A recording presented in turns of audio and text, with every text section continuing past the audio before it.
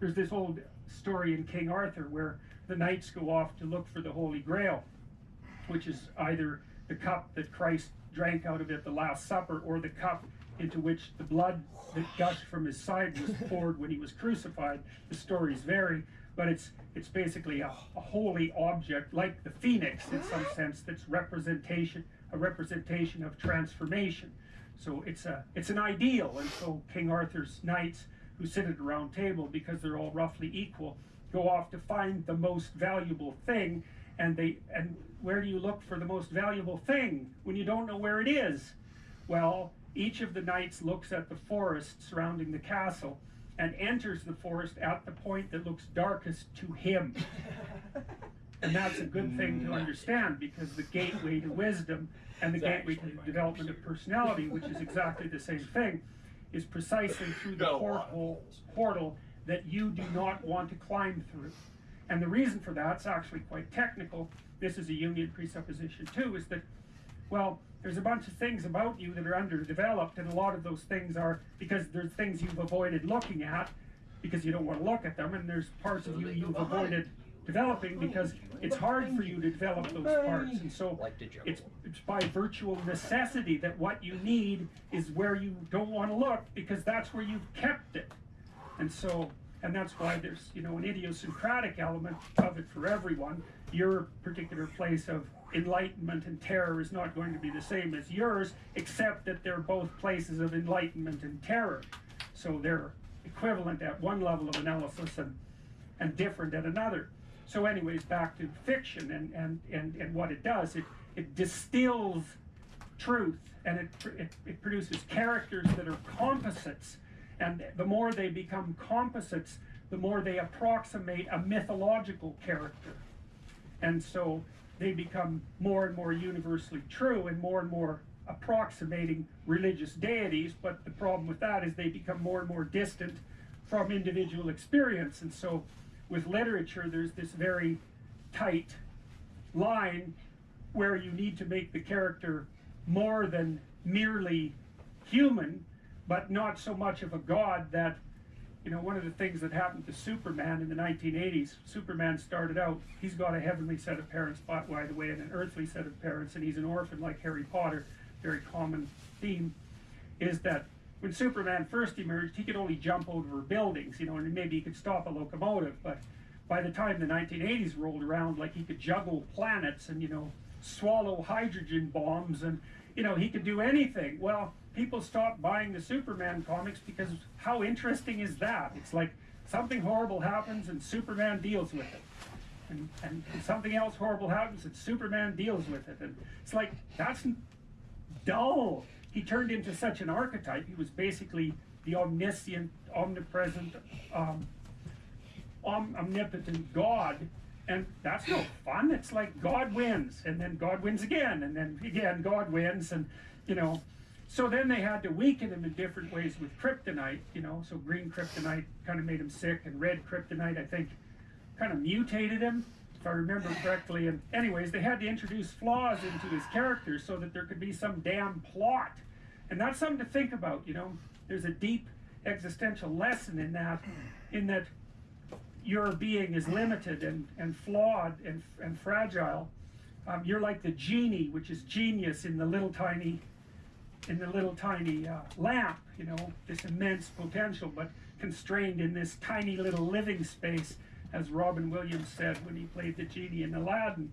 But the fact that you have limitations means that the plot of your life is the overcoming of those limitations, and that if you didn't have limitations, well, there wouldn't be a plot, and maybe there would be no life. And so that's part of the reason why perhaps you have to accept the fact that you're flawed and insufficient, and live with it and consider it a precondition for being. It's at least a reasonable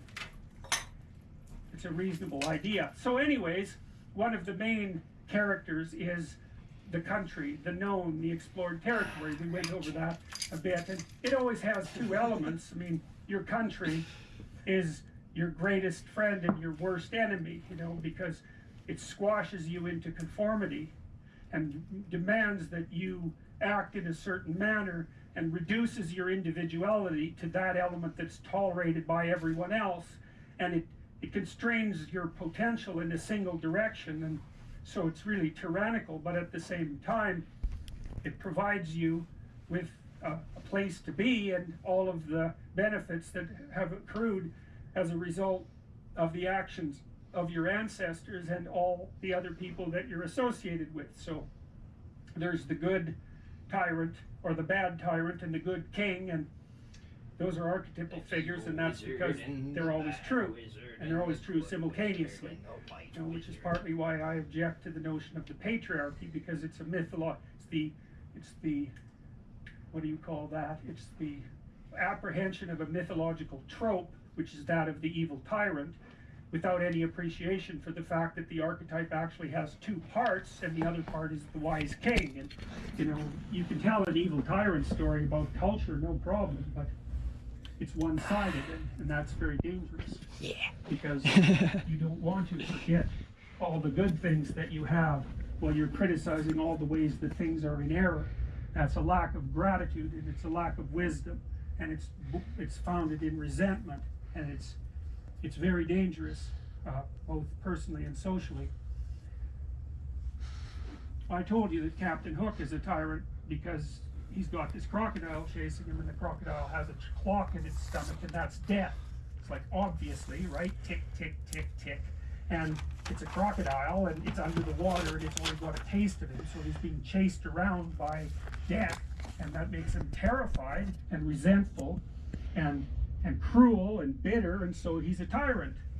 And he wants to wreak havoc everywhere, and then Peter Pan, of course, looks at Captain Hook and thinks, why the hell should I grow up and to be a tyrant and sacrifice all the potential of childhood? And the answer to that is the potential sacrifices itself if you don't utilize it as you mature, and you just end up a 40-year-old lost boy, which is a horrifying thing to behold. It's almost as if you're the corpse of a child, the living corpse of a child. Who the hell wants a 6-year-old, 40-year-old? Like, here I'm a bit. You're on the stale side by that can rise point, again. not the world's happiest individual. So, your potential is going to disappear because you age anyways, and so you might as well shape that potential in a particular direction. The Holy Ghost and can at write least it become down. something, no matter how limited, rather than they like nothing. each other. So, Peter Pan, Right, it's a great since story. I got It's a great full book, regalia on, story. let's So- go for it.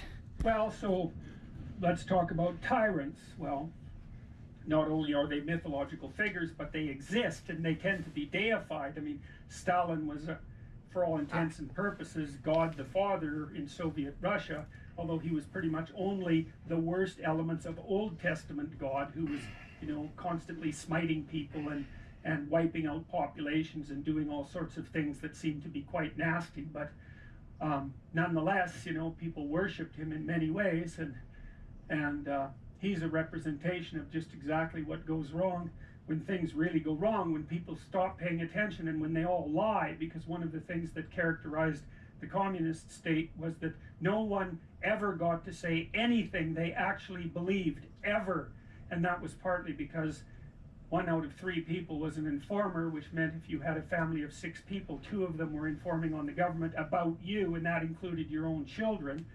And if you were an informer, you were often amply rewarded by the state, so that if you lived in an overcrowded apartment building with 3 families in the same flat, and you informed on, the woman down the hall that you didn't like, she got shipped off to the old concentration camp, and you got her apartment. So that was a lovely society, and it only killed about 30 million people between 1919 and 1959. So that's what happens when the archetypal structure gets tilted badly, when people forget that they have a responsibility to fulfill as citizens, as awake citizens who are capable of stating the truth, and the archetype shifts, so there's nothing left of the great father except the tyrant, and let's not have that happen. I mean, the one on the right is really interesting because consciously or unconsciously, there's Stalin surrounded by what Order is of the for all intents and party purposes monster. fire.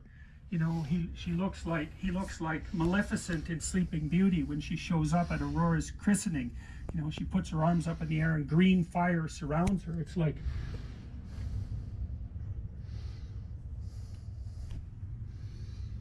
like he's surrounded by fire, and there's Lenin above him, who's like king of the fiery realm, and that's for sure. So I mean, all the terrors that happened in the Soviet Union didn't start under Stalin; they started under Lenin, and Stalin was definitely Lenin's legitimate Noblesse son. oblige. Let's put it that way.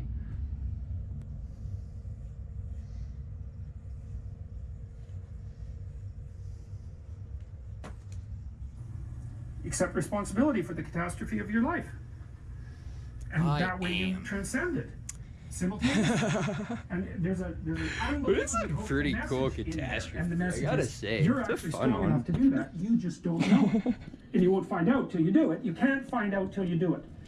But if you did it, you'd find out that it was true. It's a massive risk. It's the ultimate in risks, right? Oh, yeah. You have to be willing to lose your life in order to find it. Yep. Exactly right.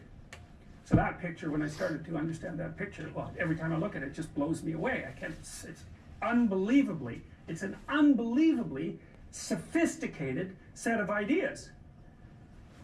But I don't think it's much different, really, than this idea. I mean, Buddha finds his enlightenment under a tree.